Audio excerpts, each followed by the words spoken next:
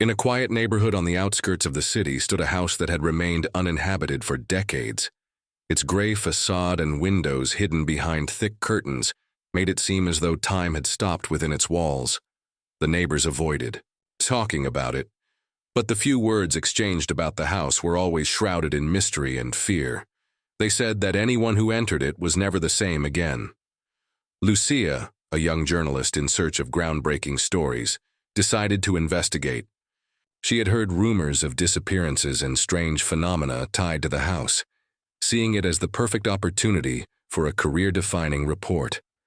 Armed with courage, a notebook, and a flashlight, she ventured inside on a moonless night. Crossing the rusty gate that surrounded the property, an eerie silence enveloped her. The wind, which had been rustling the trees, suddenly ceased, and the moon disappeared behind thick clouds.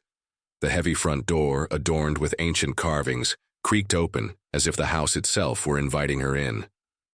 Inside, the atmosphere was as unsettling as the exterior. Furniture was draped in dusty sheets and the air reeked of dampness.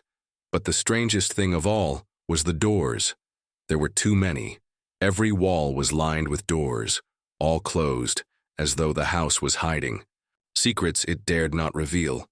Lucia opened the first door she found. Beyond it lay an endless corridor. She walked down it for what felt like hours, but each time she looked back, the door she had entered through was gone. Panic began to rise, but her curiosity drove her forward. At the end of the corridor, she found another door. When she opened it, she was back in a room identical to the entrance hall where she had started. But something was different. The wall clock, which had shown 9 kron before, now read 3 ka. A glance at a mirror across the room froze her in place. Her face looked older, with deep circles under her eyes and streaks of gray in her hair.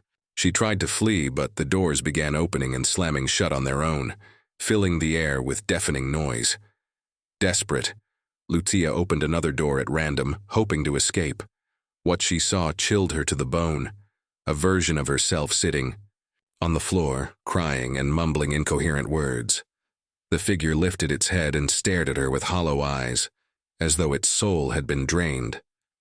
"There's no way out," it whispered, the voice echoing through every corner of the house. Lucia collapsed to the floor, paralyzed with fear, as all the doors flung open, revealing countless versions of herself in various states of despair and anguish. She tried to scream, but no sound came. It was then that she realized her mistake. The house wasn't just a place. It was an endless labyrinth, a purgatory where souls were trapped forever.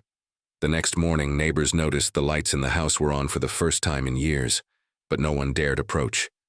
Weeks later, someone found Lucia's notebook in the garden, with a final sentence scrawled in shaky handwriting: "The house feeds on those who seek it."